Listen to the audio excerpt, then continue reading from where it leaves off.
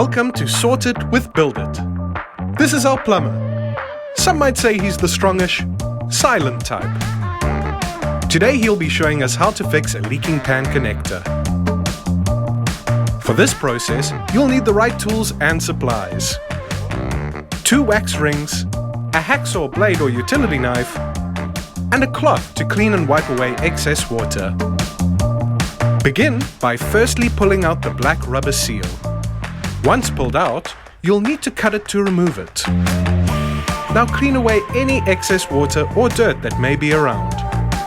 Wet your hands to avoid the wax ring sticking to them.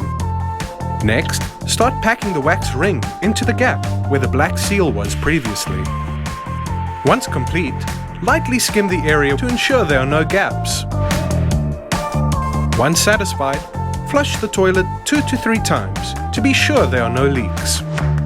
If a leak occurs, apply more wax or smooth over to close the gap. For a wide range of quality plumbing tools, supplies, and expert advice, visit your nearest Build It store today or find us online at buildit.co.za.